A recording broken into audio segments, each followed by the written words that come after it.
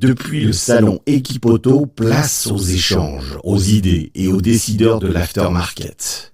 Bienvenue dans The Pro Talk, le live qui fait entendre les voix du secteur en version podcast. Bienvenue sur les talks de The Pro, les émissions live organisées par la rédaction de The Pro, réalisées sur Equipoto 2025. Alors dans une actualité économique et politique qui percute la filière de l'auto, The Pro a envie d'échanges sans langue de bois avec des experts et des pros de l'auto. Je suis Muriel Blancheton, rédactrice en chef de The Pro après-vente auto. Et pour cette première émission baptisée les haut-parleurs de l'auto, puisque les grands gueules étaient déjà pris, on n'a pu le faire, j'accueille Thierry Talbot, le président de l'autodistribution Talbot et de Saga Automobile, Jean-François Beaulieu, responsable des ventes nationales aftermarket de Nitera, et Sébastien Tano, chef de produits techniques chez Nitera, et Antoine Constant, réparateur indépendant à Rueil, Malmaison, dans les Hauts-de-Seine. Bienvenue, bonjour à tous, merci d'être là. Bonjour Muriel. Merci pour votre présence, messieurs.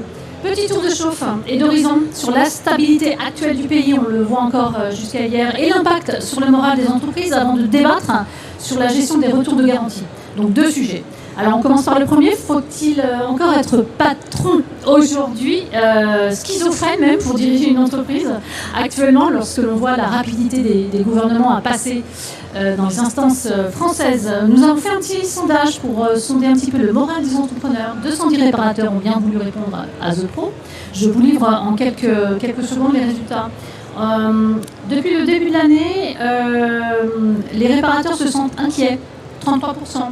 L'activité est en recul, presque 26%. Le niveau de confiance dans l'avenir est moyennement confiant, 48%. Il cite en premier lieu la progression faible des ventes de pièces, la hausse continue du prix des pièces, un parc ancien qui bien sûr consomme plus de pièces en volume, mais pas en valeur. Voilà, donc je voulais vous faire rebondir dessus, mais si on commence par Thierry Talbot, alors la schizophrénie de l'entrepreneur, t'en penses quoi ? Écoutez, je ne sais pas si on est schizophrène, dans tous les cas, il faut prendre de la distance par rapport au monde politique, autrement on ferme tous boutique. Le spectacle qui nous est donné aujourd'hui, notamment en France, est tellement pitoyable qu'il faut surtout s'en détacher. Oui. Et rester très près de nos affaires, très près de nos clients. C'est vrai qu'on est sur un marché automobile et la personne précédente tout à l'heure a fort bien résumé la situation. On a effectivement tout un tas de questions, mais le dogme politique est en train d'aller beaucoup trop vite et est en train de prendre de très mauvaises décisions sur notre profession. Donc nous, bien modestement, nous poussons à mort pour l'hybride, si on parle de voiture, puisqu'on considère qu'effectivement c'est l'avenir des 2 décennies à venir, probablement pas plus loin, mais pour les 2 décennies à venir, c'est déjà beaucoup. Ça, il n'y a pas beaucoup de marché, on a une visibilité à une décennie ou deux. C'est vrai. Donc nous, on pousse ça complètement. Par rapport au climat actuel, je vous l'ai dit, il faut raison garder. Nos professionnels, et Antoine pourra évidemment en dire un mot tout à l'heure, restent aujourd'hui à la tête d'ateliers qui ont du travail, des gens qui sont sérieux, qui font partie des bons réseaux, qui ont la bonne communication, qui ont le bon niveau technique, ce qui est évidemment très important, et nos collègues équipementiers pourront le rajouter. Le parc vieillit, nous sommes aujourd'hui à plus de 12 ans, donc ça veut dire que notre profession a une vraie belle visibilité. Faut-il bien faire son travail ? Oui, ça c'est un grand classique. Faut-il bien appréhender les choses comme il faut ? Faut-il avoir les bons partenaires, à la fois en équipementier, en qualité de produit ? Je crois qu'Antoine nous en parlera tout à l'heure, ce qui est vraiment tout à fait essentiel. Le reste, le climat général, le spectacle est pitoyable, je l'ai dit, je le répète.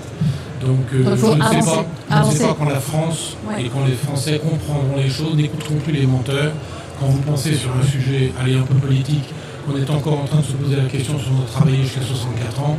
On est la risée sur ce sujet, je pense, au moins de toute l'Europe. Je crains du monde entier. On parlera de la Chine tout à l'heure. Il y a longtemps qu'ils ont résolu cette question. Nous, on se bat, et je dis simplement cette anecdote politique un tout petit peu.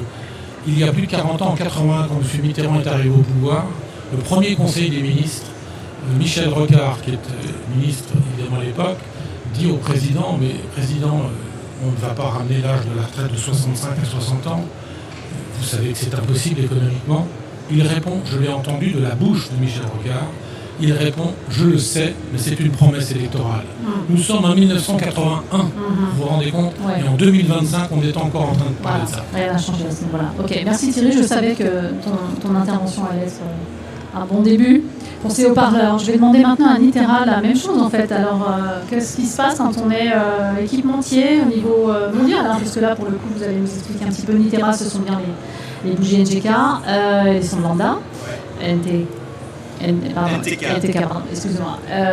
Voilà, un peu votre sentiment sur ce qui se passe actuellement et comment on fait pour naviguer dans cette tempête. Alors moi j'apprécie déjà la franchise de Thierry sur les mots qui ont été prononcés auparavant parce que ça parle d'expérience, ça parle d'expérience, ça parle des années 80 et effectivement c'est un peu désolant de voir la situation dans laquelle on est, mais je vais éviter de m'engager sur ce terrain-là qui reste très politique. Dans un groupe comme Nitera, on essaye d'anticiper. C'est dans l'ADN de l'entreprise d'anticiper sur ce qui va se passer demain, sur l'électrification du parc. Comme le dit Thierry, on préférerait que ce soit vraiment sur de l'hybride, comme tout le monde, puisqu'on aura encore des rôles à jouer dans ce monde-là. Mais l'anticipation, c'est vraiment l'ADN de Nitera, donc on essaye toujours d'avoir un temps d'avance. C'est pas facile.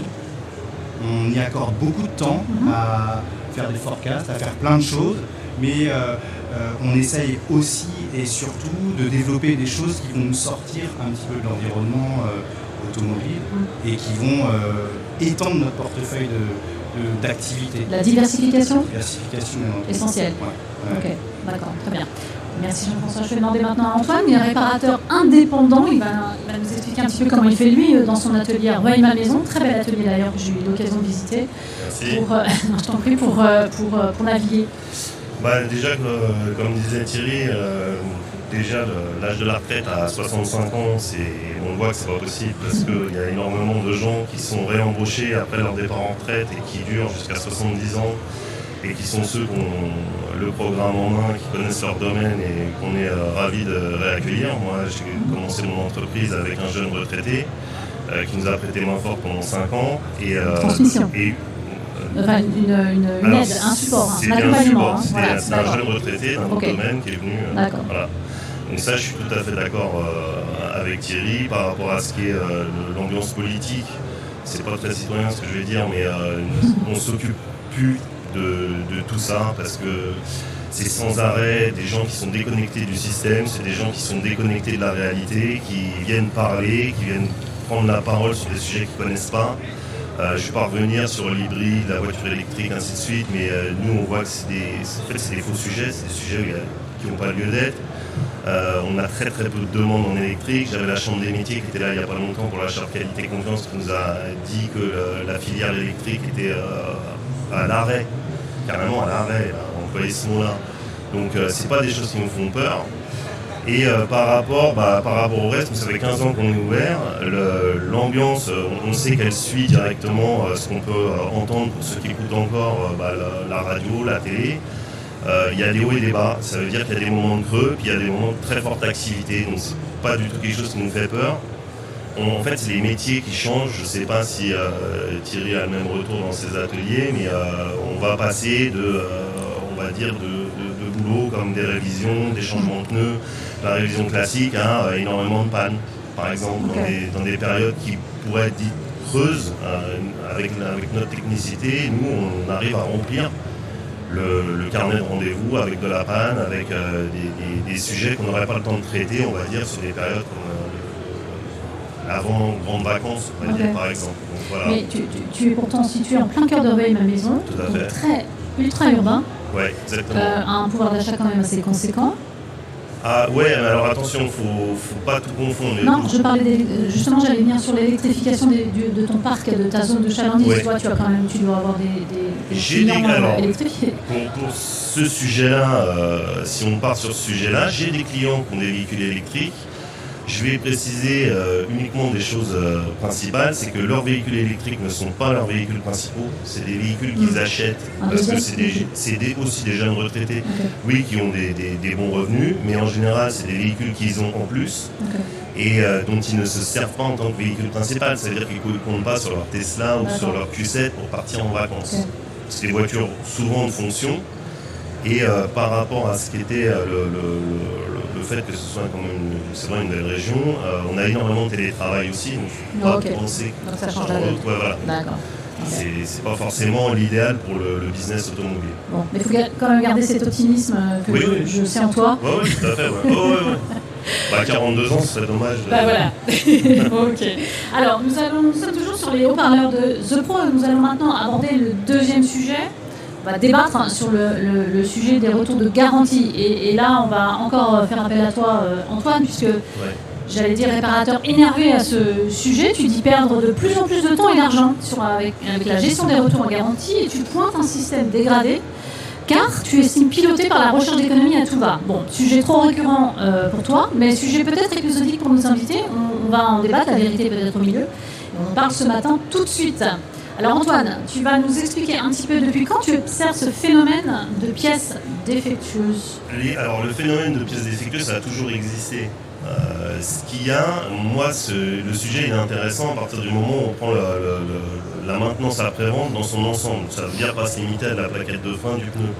Quand on entretient un véhicule pour un client, que ce soit quand il a un voyant allumé ou quand il veut faire changer ses pneus, on part de plus en plus dans des domaines techniques.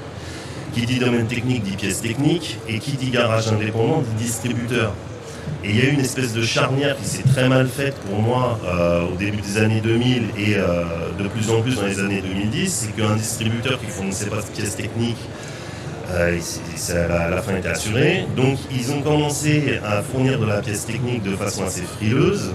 Nous, tant que l'économie tournait comme dans les années 2010, le sujet pour moi n'était pas encore un sujet, mais depuis le Covid, ça a vraiment changé. Il y a eu une restructuration complète du milieu et moi je me suis trouvé donc depuis cette période-là, 2020-2021, avec des pièces qui arrivaient chez des équipementiers entre guillemets premium qui posaient problème, qui posaient des vrais problèmes. Parce que c'est des pièces techniques et les problèmes engendrés, c'est pas une roue serrée ou un balai d'essuie-glace à changer. Et je me suis retrouvé avec personne derrière en appui technique, ou pratiquement personne. Donc j'ai choisi à partir de ce moment-là les équipementiers avec lesquels je choisissais de travailler. J'ai choisi aussi les distributeurs avec qui je continuais de travailler. D'accord. Mais pour répondre à ta question, Muriel, c'est en gros à partir de 2020, que je me suis penché sur mais combien ça coûte ? Attends, la voiture, ça fait 2 mois qu'on parle de cette vanne EGR. Elle est rentrée il y a 2 mois, combien j'ai passé de temps ? Et puis 1 fois, 2 fois, 3 fois, je me suis dit la 4e fois, je vais regarder, je vais noter. J'ai noté à partir du moment où le véhicule revient jusqu'au moment où les avoirs me sont refacturés. Et j'ai vu que ça prenait énormément de temps. Tu estimes à combien à peu près dans l'année ? Tu peux nous faire un petit calcul Alors, des dossiers à gérer sur ce type de voilà, même si c'est pas le principal problème, le calcul dans l'année, on va compter entre 15 et 20 garanties pour un atelier on est 7 personnes, donc 15 à 20 garanties, avec un traitement uniquement administratif d'à peu près 130 minutes, donc ça fait 2 heures administrativement parlant, en garantie. Oui. Et après, le combat entre le distributeur, l'équipementier, qui paye quoi, et qu'est-ce qui reste à charge à la fin. Donc c'est des budgets qui avoisinent pour un atelier comme le mien, des sommes qui sont aux alentours des 10 000 € par an. Quelle réaction tu as face aux clients quand tu as ce genre de problème ? Tu fais quoi ? C'est ce à quoi je pensais hier quand je préparais la réunion. Et nous, on n'a qu'une seule réaction à avoir. Quand il y a un problème sur un boulot qu'on vient de traiter, on reprend la voiture, point. On va pas tergiverser, on va pas commencer à inventer n'importe quoi ou à mettre en cause des choses qui ne l'étaient pas. Qui plus est, le client n'est pas mécanicien et n'a pas à s'entendre verser des discours sur l'état de sa voiture, de l'âge, de ça peut être ceci, ça peut être cela. Quand on a présenté une facture à un client et qu'on restitue une voiture, on doit être capable de donner une voiture fiable. Quand il y a un problème et qu'il revient, la première des choses à faire, c'est faire profil bas. D'accord. Pour moi. On va demander tout de suite à Thierry Talbot, parce que Thierry, tu as quand même plus de 300 ateliers en réseau, dont 112 AD, on est d'accord ? Est-ce que tu as noté ce genre de phénomène dans tes réseaux ? Alors, d'abord, la parole d'Antoine est tout à fait respectueuse. Oui, tout à fait. Là, on a affaire à un vrai professionnel qui a les mains dans le cambouis, il sait de quoi il parle. Donc ça, c'est déjà très clair, donc moi j'écoute avec beaucoup d'attention. Je crois par contre qu'il faut peut-être remettre les choses, peut-être avec un petit peu plus de modération, me semble-t-il. Dès que tu m'as appelé, Muriel, sur ce sujet, je me suis dit peut-être que je suis passé à côté de quelque chose, une dégradation qui n'aurait pas été massive, j'aurais quand même été au courant, mais qui aurait pu se faire. J'ai immédiatement interrogé chez nous les services appro de l'ensemble de nos magasins. je dois vous dire, Antoine, je répète, je respecte complètement ce que vous avez dit, nous n'avons noté aucune dégradation de garantie sur les pièces. Aucune. Nous avons chez certains équipementiers des très gros chiffres. On parle de Bosch, des choses comme ça. On est à plusieurs millions d'euros de chiffre d'affaires. Donc, on ne pourrait pas passer à côté de ça. C'est-à-dire que s'il y avait eu un problème, nous serions informés. Donc, j'avais presque envie de vous dire changer de distributeur, mais ça c'est facile, aller en distribution, mais ça, on va le taxer. Ce que je devrais faire. On va le taxer de parti pris. Donc si on veut élargir, bien sûr, autodistribution est au top, mais il y a d'autres groupements qui évidemment font leur job. C'est un de mes distributeurs. Mais avec autodistribution, vous ne serez pas déçus. En tous les cas, quand nous avons un problème de garantie, et nous en avons, je viens noter que vous me disiez que vous aviez environ une vingtaine de dossiers. C'est ça. J'ose presque dire, ça va vous choquer, mais que c'est pas tant que ça. Par rapport au volume considérable de pièces que vous devez consommer dans vos ateliers, je suppose que vous êtes à une dizaine d'entrées jour avec cette gamme. Oui, c'est ça, oui, tout à fait. 10 entrées jour, vous avez en gros, allez, on va dire 2 jours de problèmes dans l'année. Je fais un raccourci en mélangeant un peu les choux et les carottes, mais on n'est quand même pas sur quelque chose d'extrêmement important. Moi, il me semble qu'avec aujourd'hui la complexité de la mécanique, parce qu'on est sur quand même des métiers très compliqués et ça nous préserve de bien d'autres problèmes. Nous avons donc affaire à des gens comme vous, Antoine, des gens extrêmement performants, qui, j'en suis sûr, sont très formés. Vous me disiez tout à l'heure que vous formiez votre personnel, et Dieu sait si vous avez raison. Nous, ce qu'on peut vous dire aujourd'hui, quand on a une garantie de pièces équipementier, plus d'une fois sur deux, c'est pas la pièce qui a le problème, c'est le montage. C'est dur à entendre, mais c'est la vérité. Et bien évidemment, nous, après, commercialement, on va faire l'accompagnement nécessaire, etc. Mais plus d'une fois sur deux, et j'ose presque dire que c'est presque 2 sur 3, par dossier, hein, on ne vous parle pas comme ça en l'air, c'est vraiment très factuel. Nous sommes sur un problème technique et compréhensible, hein, parce que autant, et on l'a dans nos autres affaires, dans notre petit groupe familial, quand on est spécialisé dans une marque, on est un peu plus à l'aise à travailler avec la marque. Les gens comme vous, qui sont l'essentiel de notre clientèle, ils doivent avoir compétences multimarques. La complexité est immense.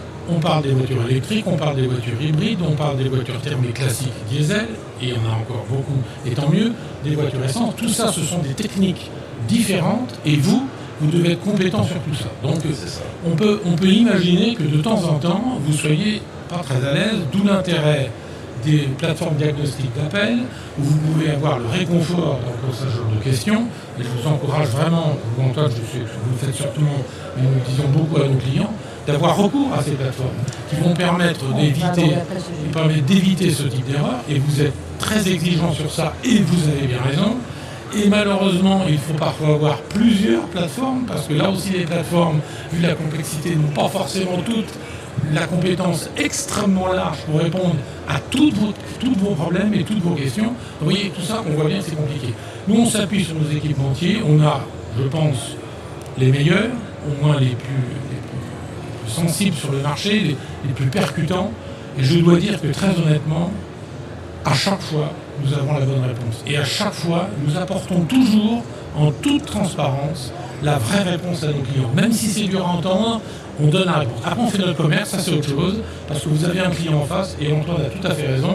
Le client lambda, il se veut complètement d'où vient le problème. Lui, il a une voiture, elle doit fonctionner. Donc quand elle ne marche plus, il vient vers vous, et vous êtes face à lui, et vous devez donner une réponse. Mais donc, le distributeur est là pour faire l'interface entre l'équipementier, de donner son approche, et vous, le technicien, qui est en face le client. Et donc là, on a ce rôle à jouer. Mais on ne peut pas dire, Muriel, pour répondre à votre question, qu'il y a dégradation. Nous ne l'avons pas constaté. D'accord. Je vais faire rebondir Antoine, évidemment, avant de faire parler nos amis équipementiers. Antoine, toi, tu n'observes pas c'est pas de défaillance de montage, en l'occurrence. C'est vraiment une pièce défectueuse. Moi, déjà, c'est le problème de fond qui m'intéresse, à savoir comment trouver un appui technique. Mais je vais parler de ce que Thierry a dit, parce qu'il y a 2 mondes, en fait, qui se font face et qui ne se rencontrent pas. Quand, par exemple, Thierry, tu vas demander à tes équipes, tiens, il s'est passé ça, qu'est-ce qui se passe avec ces pièces-là? Je ne sais pas si c'est des pièces en particulier, et que une réponse d'un service technique, c'est le service technique de la marque. Moi, le service technique de la marque, j'ai déjà eu affaire à eux, et il y a donc je ne mets absolument pas en cause que la moitié du temps, voire les 3/4 du temps, c'est le problème de montage. Je sais la tête des garages en France, je suis là pour critiquer personne, mais ça je veux bien le comprendre. Il y a des gens qui ne sont pas équipés, qui montent de la pièce technique sans équipement, ça, moi ce cas-là ne m'intéresse pas. À partir du moment où on fait un boulot technique, on doit être formé et équipé. Moi le problème de fond qui m'intéresse, c'est que déjà la première chose, c'est que très peu d'équipementiers ont des services techniques en appui. Alors les meilleurs ont leur service technique, les fabricants ont leur service technique. La deuxième des choses, c'est que ce service technique n'est pas mis obligatoirement à disposition du réparateur. Il est pour le distributeur, parce que le distributeur est le payeur, le distributeur est l'intermédiaire entre l'équipementier et le réparateur. Maintenant, quand on remonte une garantie, comment ça se passe ? Le réparateur comme moi va appeler l'endroit où il a acheté sa pièce. Donc sur le distributeur. AD par exemple, moi mon site AD, on peut citer IDLP, je vais me trouver face à un magasinier ou un commercial qui ne connaît pas grand chose techniquement, qui va me dire écoute je suis désolé mais envoie la pièce en garantie, on a un service technique, on va la traiter en interne. Ce service interne envoie la pièce à l'équipementier qui renvoie à 199,9% du temps le problème vient du montage, elle a été traitée sur banc, tout va bien et là on est avec deux problèmes sur les bras. Le premier problème c'est le problème technique, qu'est-ce qui s'est passé, et le deuxième problème c'est comment on fait avec le dossier qui est ouvert. Et ces deux choses vont être réglées très facilement quand on est dans le groupe AD, ça je le reconnais, j'ai été client d'AD pendant pratiquement 10 ans et leur gros point fort c'est la distribution et le fait d'être très proche de leur distributeur, de leur réparateur, ça c'est le cas. Par contre moi le problème que j'avais un petit peu avec AD et justement dans les années 2010 que je disais, c'est qu'ils avaient une offre qui n'était pas assez diversifiée, c'est pour ça que je me suis rapproché d'IDLP, qui a pris plus de risques on va dire dans l'approche des équipementiers, mais qui forcément ramasse une part de pot cassé, on va dire, avec, parce que c'est des équipementiers peut-être qu'AD n'aurait pas validé. Et le réparateur, c'est-à-dire moi, avec des produits qui sont vendus en France, donc en Europe, on a le droit d'attendre premièrement un service technique, et du moins, même s'il n'y a pas de service technique dédié, une réponse technique en cas de problème. Et c'est ce qu'on n'a pas. On va faire rebondir nos amis équipementiers justement avec Sébastien. Sébastien Tano, est-ce que votre process, vous, chez Nitera, comment ça se passe quand il y a ce genre de problème qui remonte jusqu'à vous ? C'est très intéressant parce que je rebondis sur le fait qu'Antoine est mentionné, ça demande beaucoup de temps à un garagiste de monter un dossier. Parce que nous, en fait, on a un process en interne qui permet d'avoir toutes les informations nécessaires au traitement de la garantie, de faire le lien entre le produit et le véhicule et de pouvoir gagner un temps maximum derrière quand on va tester la pièce et de vérifier que tout est bon en amont. Le garagiste prend du temps à remplir ce formulaire. Ensuite, le distributeur, comme Antoine avait mentionné, va prendre aussi un délai pour la renvoyer, va la renvoyer chez nous, on va la vérifier, on va recevoir ça par mail, on va vérifier que tout fonctionne et on va en donner un accord de retour au distributeur qui va permettre de renvoyer la pièce. Après ça, nous, quand on la reçoit, on va déjà faire un test préliminaire pour voir qu'est-ce qui s'est passé, pour emmener. On a cette expertise, on a un spécialiste de nos produits, donc on sait qu'on peut emmener une grosse partie de nos garanties, on peut déjà les éclore et commencer à faire les rapports d'analyse pour redonner une réponse le plus rapidement possible au réparateur. Et derrière, s'il y a un doute, une problématique ou un test qui doit être fait en conditions réelles, on sait qu'il y a des pièces, Antoine le mentionnait, il y a de plus en plus de pièces techniques. C'est des pièces techniques qui nécessitent d'être testées en fonctionnement, donc soit sur un véhicule, mais non. Moi dans mon bureau, j'ai pas de quoi faire. Donc on renvoie ça à un centre technique, à notre centre technique qui est en Allemagne et qui permet de tester les pièces. Donc en fait, ça permet d'avoir un retour quand le garagiste a pris du temps, le distributeur a pris du temps et que l'équipementier a pris du temps, que derrière il y a une résultante. Le résultat, c'est lequel ? C'est en moins de 60 jours, parce que nous, c'est notre délai, quand on reçoit la pièce, 60 jours après, maximum, le réparateur final ou le garagiste a sa réponse. Parce qu'on sait que ça a pris du temps et qu'on doit avoir une réponse. Le but, c'est d'avoir la réponse la plus complète ou une réponse définitive. Si ça met trop de temps, on fait un geste commercial. On a perdu assez de temps sur le dossier, le but, c'est pas d'aller plus loin. Si on a une réponse acceptée ou rejetée, on donne toujours une explication. Comme ça, au moins, c'est clair. On ne va pas perdre du temps, on avance sur le dossier. Ok. Thierry, tu dois Si je peux me permettre, voilà. 60 jours, quand on dit Antoine, ça fait 60 jours, ça... Il n'a plus de cheveux sur la tête, mais là, il s'est arraché les derniers. Là, il les arrache tout de suite. Parce que c'est évidemment pas possible. Mais pas possible si on n'a rien fait. Mais par contre, le temps d'analyse, je le comprends, il est tout à fait logique. Donc c'est là que le distributeur intervient. C'est là que le distributeur a tout son rôle. Il faut prendre le risque de remettre une autre pièce tout en sachant que nous n'avons pas la réponse de l'équipementier technique. Donc mettre en garde le réparateur pour dire t'es bien sûr que techniquement tu as fait tout ce qu'il fallait, etc. Souvent la réponse est oui. Le réparateur il ne va pas dire non, j'ai monté ça n'importe comment. Voire même son gars, parce que c'est pas forcément, même si Antoine lui a les mains très proches des choses, il y a parfois des garages où ce sont les techniciens qui ont fait le travail. Donc c'est là qu'on rentre dans quelque chose d'assez subtil, où il faut à la fois aller vite, donner réponse au réparateur qui a lui un problème avec une voiture sur le pont et le client qui a râlé parce que la voiture est en panne, et en même temps l'équipementier qui lui dit attendez, moi je suis pas magicien, il faut que je mette cette pièce en situation, il faut regarder ce qui se passe, etc. Bon, donc là, le distributeur a tout son rôle, c'est là qu'il faut être bien accompagné et trouver le bon pour que les gens aient confiance en vous, et on sait aujourd'hui quels sont les clients qui sont top et ceux qui font ça, bon, il y en a très peu, mais il y en a. Donc on fait bien ce distinguo. Et quand on a affaire, comme vous, je pense, je rêverais de vous avoir comme client, c'est trop loin pour vous lire. Moi, je rêverais d'être dans votre région aussi. Donc on va essayer d'en parler après. Donc on pourrait. Donc c'est là que je vous dis, il faut être bien accompagné pour le faire. Et je voulais rajouter quelque chose, mais j'ai... On va passer la parole. Oui, on va passer la parole à Jean-François Mitterrand. Il faut prendre en compte, moi j'entends bien ce que dit Antoine en tant que garagiste, ce que dit Thierry en tant que distributeur. 60 jours, ça peut paraître effectivement très long. Oui, une éternité. Il a bien détaillé les étapes, Sébastien, quand il a parlé du traitement de la garantie. C'est long. C'est long de faire un dossier dans les 60 jours. Il y a peut-être les 5 jours du garagiste qui a remonté, qui a attendu le passage de son commercial, qui a remonté auprès de son distributeur, du service technique du distributeur. Il y a plein de choses à prendre en compte. 60 jours, ce qu'il faut à la fin, c'est qu'il y ait une réponse technique. Et dans un environnement aujourd'hui où on a des équipementiers qui veulent tout faire, tout vendre, et effectivement, peut-être de temps en temps, pas maîtriser leur réponse, c'est là où la résultante elle est importante et qu'elle doit apporter quelque chose. Elle doit rendre service. Le temps qui a été passé, vous avez tous parlé de temps. Le temps, c'est de l'argent pour tout le monde, du garagiste, du distributeur, à l'équipementier. Nous non plus, on n'a pas besoin, on n'a pas envie de perdre de temps. Nous, on veut que la réponse qui soit faite, elle soit bénéfique pour le garagiste, pour le distributeur, que tout le monde y trouve son compte. Mais on a tous investi du temps et forcément de l'argent dans ce dossier. Donc c'est pour ça qu'on parle aujourd'hui de garantie commerciale. Parce que oui, vous devez tout savoir, les couples de serrage, il y a plein de choses à savoir. Mécaniquement parlant, votre métier il est de plus en plus compliqué. Nous, on doit, en tant qu'équipementier, vous fournir les gammes les plus étoffées, les plus complètes. Tout ça, c'est dur. Et le distributeur, lui, il doit avoir des commerciaux qui sachent vendre le plus de pièces possibles dans tout ce qui est possible. C'est dur aussi. Chacun a ses difficultés et ça doit être un échange. Tout ce qui est important dans cette garantie commerciale, autour de ça, autour de la table, c'est la communication. Que chacun ne se rejette pas la faute, que ce soit le distributeur vers l'équipementier et l'équipementier vers le garagiste. Non. On est tous dans le même bateau. Non, c'est... Pardon, oui, je voulais rajouter Antoine. Il m'est arrivé, et ça nous sommes très vigilants là-dessus.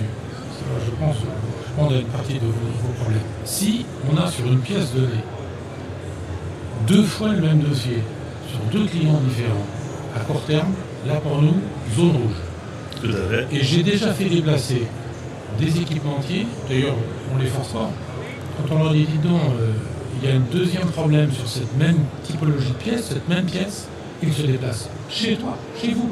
Parce que qu'ils viennent chez nous dans nos stocks, ça ne sert absolument à rien. Qu'ils viennent nous dire que ce sont les plus beaux, les meilleurs, ils sont passés à autre chose. Et les services techniques, comme ce monsieur, se déplacent directement chez les professionnels pour voir ce qui se passe. Parce que vous pensez bien, Antoine, que quand on a affaire à des équipementiers sérieux, pour eux, c'est quand même si certes ils traitent ça pendant 60 jours, ils préfèrent faire autre chose que de faire ce genre d'examen, surtout si la pièce est en cause. Parce que si le constat, il est chez le réparateur, bon, à la limite, ils disent on n'y est pour rien. Mais quand, et ça arrive, quand ça n'arrive jamais, ça arrive une fois sur, je vous l'ai dit, une fois sur 3. C'est quand même beaucoup une fois sur 3. Quand une garantie sur 3, la pièce d'un problème technique, c'est trop. Ça ne devrait pas arriver. Donc ça veut dire quand ils sont face à ça, leur réaction, je les ai toujours trouvées à nos côtés extrêmement massives, on ne les a pas forcés. Ils déboulent immédiatement, ils disent attendez, là on a un problème, qu'est-ce qui se passe sur cette pièce-là? Ça fait 2 fois qu'on a le même problème. Donc n'imaginons pas, dans la profession, que les équipementiers pourraient traiter ça en disant entre tout ce qu'on voit, c'est pas grave. Dès qu'on est sur des problèmes réellement techniques identifiés, je peux vous assurer que tous les équipementiers, en tous les cas que nous avons vus, ils ont une vraie réaction. Ça vous rassure, ça nous rassure. Parce que nous, entre les deux, les 60 jours, je vous ai renvoyé la pièce. Imaginez que je vous renvoie cette même pièce et que vous me fassiez le même. Alors le client il repart, tout le monde est content. Le dossier est en cours, mais bon, on est entre gens sérieux et partenaires, même si ça va mettre un petit peu de temps, on va le régler. Imaginez que la petite dame, elle revienne 1 mois et demi après pour le même problème. Vous savez plus quoi répondre, ça veut dire que vous remettez totalement en cause, justement, la qualité du produit. Donc ce serait très grave. Donc là, nos équipementiers ont une réaction très professionnelle là-dessus. Antoine, tu veux réagir ? Oui, alors pour dire que la durée, n'importe quel réparateur, s'il n'a pas la trésorerie pour faire face à la durée de réparation et à être extrêmement réactif par rapport à la cliente, parce que quand même le client qui paye, il n'y a rien à faire là. C'est pas la durée de 60 jours qui me pose problème. C'est pas non plus la qualité de chez Nitera qui est une des rares entreprises où quand on appelle, on a un numéro en 01, on a une plateforme en région parisienne, on a quelqu'un qui parle français, qui décroche son téléphone, on n'est pas obligé de rappeler, et qui, même s'il ne donne pas de réponse extrêmement poussée techniquement de suite parce que ce n'est pas sérieux, il va nous donner tout de suite une indication. Moi, c'est bien le problème que j'ai eu avec un de leurs concurrents qui faisait la sourde oreille. Ils ont vu la teneur de leur réponse technique qui était une farce, une simple farce, et qui, pour moi, ne peut pas donner lieu à un gage de sérieux de la part, pourtant, d'un équipementier mondial. Donc là, le bon exemple, si vous voulez, moi je suis en face de moi, le problème c'est tout ce qui reste. Et l'offre aujourd'hui d'autodistribution, moi je la connais, elle est bien moins étoffée au niveau des équipementiers. Alors c'est peut-être pour cette raison aussi que ce qu'on peut avoir sur des plateformes directement, ou ce qu'on peut avoir, on va dire, entre deux chez un groupement comme IDLP. Aujourd'hui, le traitement technique, ça c'est la question. Les services techniques sont inexistants. Parce que par exemple, si on va prendre le cas des bougies et des gens pour qui j'ai pas d'action chez eux, vous avez des équipementiers pour les bougies où on ne trouve aucun service technique. Vous avez des équipementiers pour tout ce qui est clim où on ne trouve aucun service technique. Pourtant, quand je vais monter mon compresseur, il va falloir que je sache si c'est de l'huile de stockage qui est à l'intérieur, si c'est l'huile d'utilisation, si elle est dosée pour le véhicule, si le compresseur est vide. Ça, l'info technique, je ne l'ai pas. Et pour l'avoir, ça va être 48 heures. Si j'ai de la chance, ça va être des formulaires par mail, donc aucune trace. Et c'est la croix et la bannière. Et ça, nous, on n'est pas accompagnés là-dedans. Alors ça existe peut-être beaucoup moins chez AD, ceci dit, ça existe aussi, parce que ça, c'est le cas des compresseurs de clim, le fait de l'absence d'information, on l'a chez les grands verts de France, qui, eux, ont pris le parti de mettre une feuille A3 dans chaque boîte en disant attention, c'est comme ça que ça se passe. C'est de l'argent. Et nous, ce qu'on a l'impression en tant que réparateur, c'est que cet argent-là, la pièce sort d'usine, elle est dans un carton, il y a le distributeur, on s'est tapé dans l'épaule, on bosse ensemble. Là, l'information technique, écoute, il manque le compresseur, après tout, poser une question, il y a de l'huile, c'est de l'huile de stockage, c'est pas ça, je sais pas qui peut répondre. Et moi, j'ai déjà mis à mal plus d'un équipementier en posant des questions techniques auxquelles ils avaient eux-mêmes aucune réponse. Parce que c'était des importateurs France, parce qu'ils n'avaient aucun bureau où quelqu'un pouvait les renseigner dans leur langue, et là commence le problème. Alors je pense que l'autodistribution, eux, par rapport à leur gamme, elle est moins étoffée et il y a moins ce genre de problème. Ceci dit, moi je vous parle quand même, moi je travaille avec IDLP qui a un service spécifique pour les questions techniques, avec quelqu'un qui répond au téléphone, qui est exactement dans le même désarroi que ce qu'est le mien dans ces moments-là, et on est sans réponse. Ça, c'est le premier souci. Aujourd'hui, un garage doit faire du technique, un garage doit être compétent techniquement, et sa réponse, il doit l'avoir dans la journée.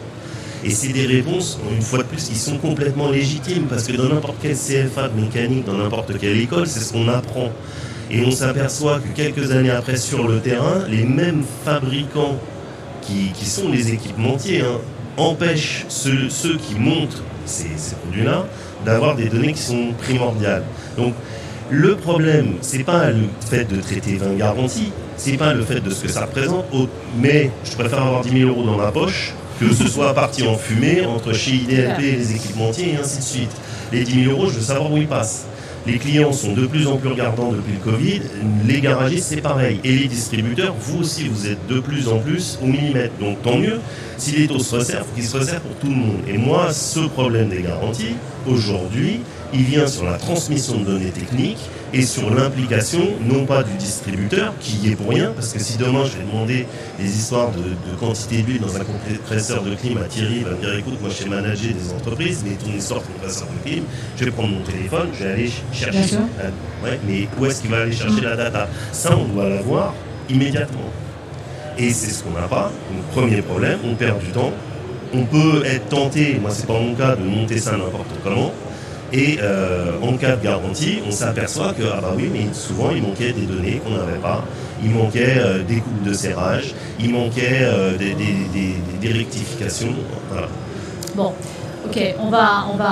Ah non, je pense que Thierry a encore quelque chose à rajouter. C'est vrai que si vous m'appelez Antoine pour demander combien il faut mettre l'huile de conversion, moi je suis pas capable de répondre. Par contre, chez nous, on a des gens capables de répondre. Ouais. Ça, et nous y tenons. Donc on ne se contente pas de faire ça sans avoir cette réponse. Donc je voulais vous dire. Alors moi je suis pas là pour vous parler d'ILP, je suis ni là pour défendre, nous on est plutôt aux couleurs autodistribution. Non mais clair, mais je l'ai dit en aparté, il y a d'autres groupements qui tiennent parfaitement la marée, qui sont des gens extrêmement sérieux, et je pense que ceux dont vous parlez en font partie. Même si l'autodistribution est meilleure, tout le monde l'a bien compris autour de cette table. Mais je crois aussi Antoine, si je puis me permettre, moi aussi je suis demandeur de vérité. Moi aussi, je suis demandeur d'un diagnostic fiable à ultra fiable.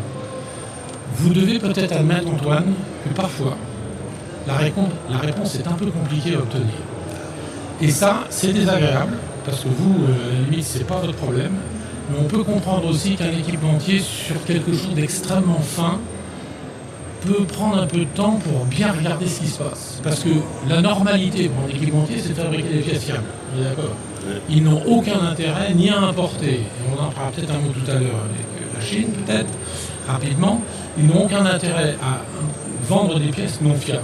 Ça va de toute façon revenir chez eux à un moment donné et le dossier sera ingérable parce que nous, si vous n'êtes pas contents, nous ne sommes pas contents et à un moment donné on dira à l'équipementier, désolé, on ne peut plus travailler avec vous, quand on envoie des pièces ça revient et on a ce cas-là, notamment dans les pièces dont vous parlez tout à l'heure pour les compresseurs de clim, je me souviens très bien de ce dossier d'il y a 2-3 ans, on a changé de fournisseur. Parce qu'à un moment donné, le gars nous chantait la messe à chaque fois, on a dit, bon écoutez, maintenant c'est long, nous on ne peut pas se permettre d'envoyer chez nos réparateurs des pièces non fiables, pas précises, avec des montes techniques. Donc nous, dès que vous nous dites ça, et je pense que tous les distributeurs sont animés par la même chose, on va immédiatement traiter le problème. Pas tous de la même manière. Ceux-là, excusez-moi, on ne parlera pas de nom pour que ce soit clair, mais ceux-là, ils doivent se remettre en question. Parce que nous, notre job, c'est de mettre à disposition le plus rapidement possible, 3-4 fois par jour dans les livraisons, les meilleurs produits du marché au meilleur prix. C'est ça la mission du distributeur. Si ce distributeur ne fait pas ce travail-là, pardonnez-moi, mais c'est son devenir qui est en question. Parce qu'à un moment donné, pardonnez-moi Antoine de vous couper, vous aurez recours à des plateformes qui, elles, vont vous faire du olé, n'est-ce pas ? L'empreinte carbone avec des livraisons de carton dans tous les sens, je ne vous raconte pas où ça va. Nous, un distributeur, on a des vrais stocks. On est capable de vous répondre immédiatement à la demande. Quand on l'a pas, on a des plateformes de resourcing qui nous livrent toutes les nuits. C'est ça notre jeu. Et tous ceux qui ne font pas ce travail-là mettent en péril la profession. Pardonnez-moi. Alors, Thierry, juste, je voulais vous donner un exemple. Il y a quelque chose qui est intéressant. Vous dites que les équipementiers, leur but, c'est de fabriquer de la pièce sans avoir de problème. Et on est bien d'accord.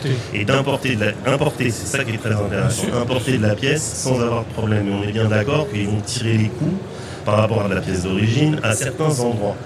Là, pour vous prendre un exemple concret, j'ai une BMW en atelier, j'ai appelé ma hotline, que je salue au passage, on a dit qu'on ne citait pas de marque, c'est des gens indépendants qui sont en France, qui font très bien leur boulot.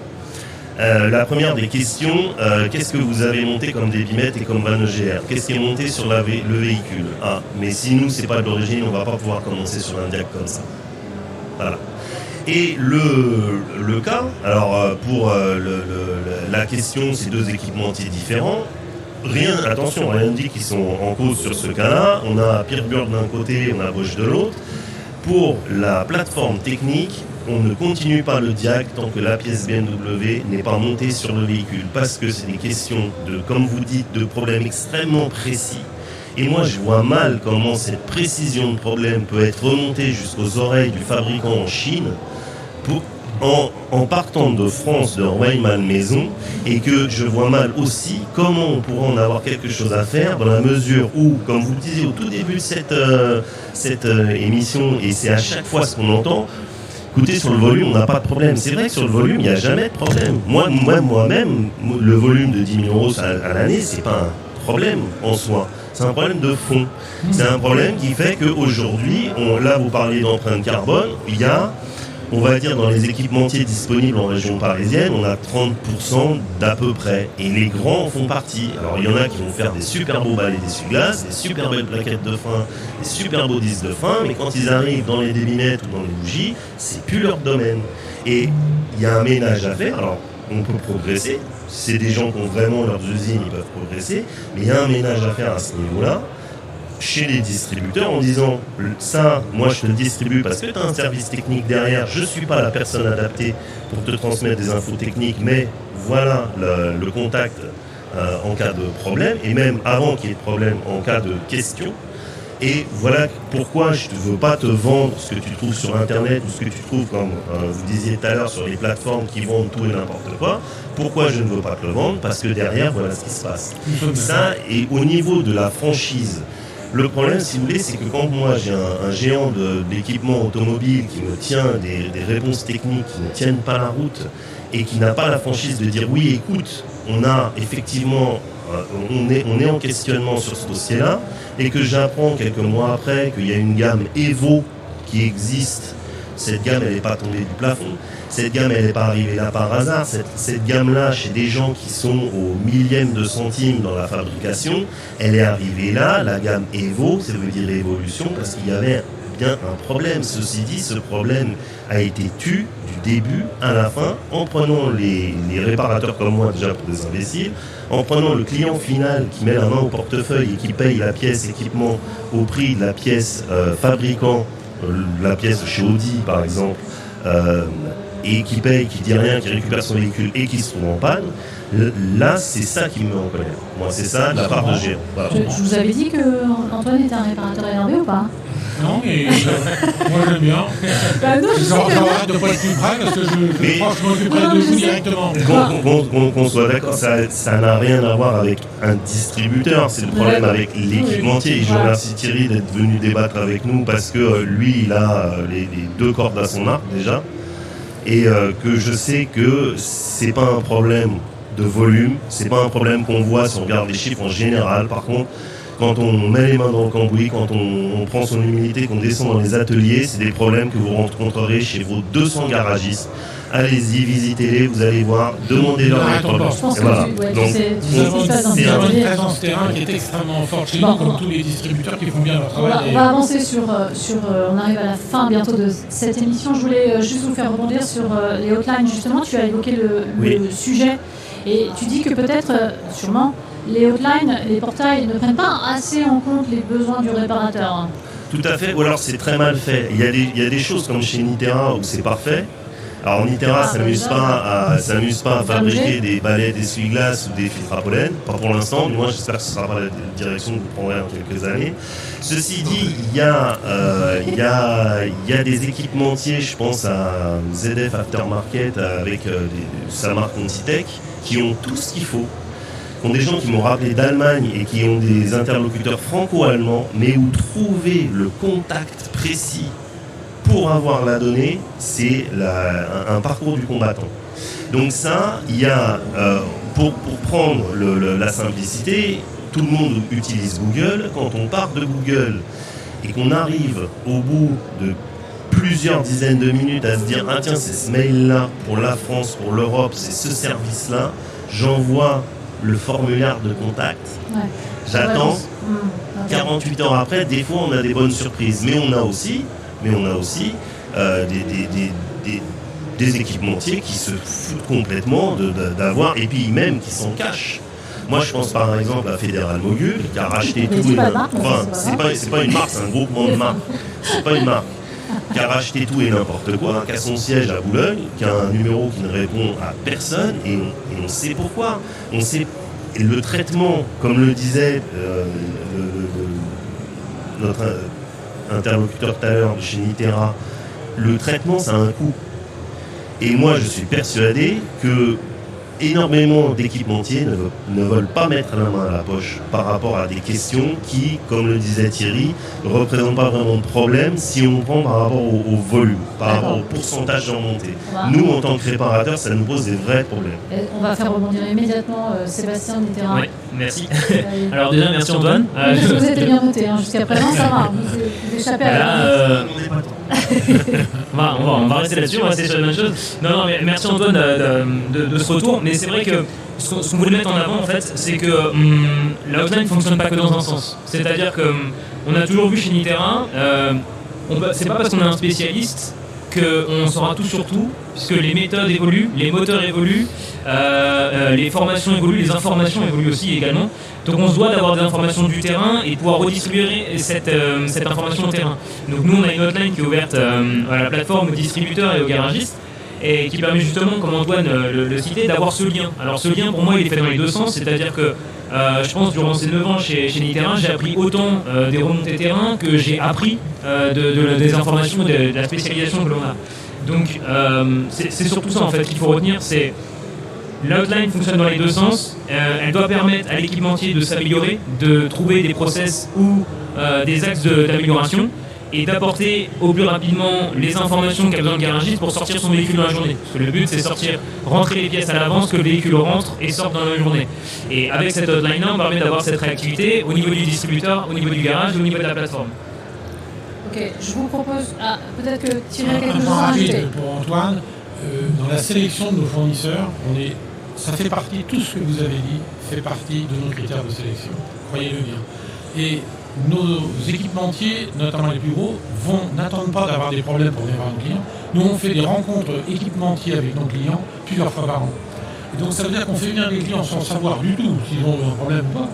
Et ils peuvent évidemment débattre avec l'équipementier client, en disant non, vous êtes bien gentil, mais la dernière fois, moi j'ai eu un problème avec la pièce qu'on a montée, vous avez mis tant de temps pour répondre, etc. Donc on provoque ça. On provoque ce genre de rencontre et ça vous plairait, je pense, beaucoup, parce que ça vous permet justement de discuter. Si on fait un Niterra sur NGK, ils vont venir nous parler d'NGK et des bougies sans qu'on sache s'il y a eu problème ou pas. Et donc vous allez pouvoir discuter avec eux en amont, justement sur ces sujets qui vous intéressent. Mais Jean-François souhaite rebondir. Je vais rebondir sur ce que dit Thierry, parce que c'est vrai que c'est un très bon exemple. L'autodistribution Talbot pour le coup, parce que Thierry est là, donc on va le dire, il y a des centres de formation. Non mais tout le monde n'est pas investi à ce point-là. Je connais Thierry, donc ça je le dis aussi. Il y a effectivement, nous on essaye d'apporter les connaissances auprès de vos forces de vente, auprès de vos services techniques, parce que c'est hyper important dans ce système de communication qu'on a. Il y a quelque chose que je veux mettre en avant, et Sébastien il est toujours un peu... Il faut aussi prendre en considération la tolérance mécanique. Elle est très importante parce que dans une situation qu'on répète et qu'on répète encore et que jusqu'ici on n'a jamais eu de problème, et ben le jour où on la répète un tant soit peu de manière différente, on a le problème. J'ai toujours fait comme ça. Ça c'est dur à entendre. Il l'a dit tout à l'heure Thierry, des fois les conclusions elles sont pas faciles à entendre. Donc il faut toujours avoir une communication de qualité. Il ne faut pas qu'on vous ghost, comme on dit aujourd'hui, quand vous envoyez des demandes de réclamation. Il faut que vous ayez une réponse, mais il faut des fois aussi accepter les réponses. Et c'est vrai que Thierry, chez l'autodistribution Talbot, ils mettent beaucoup de choses en place pour qu'il y ait une certaine connaissance technique. Et nous, on s'engage, on a la chance de ne pas être un énorme équipementier, on est un petit équipementier, on est spécialiste dans ce qu'on fait.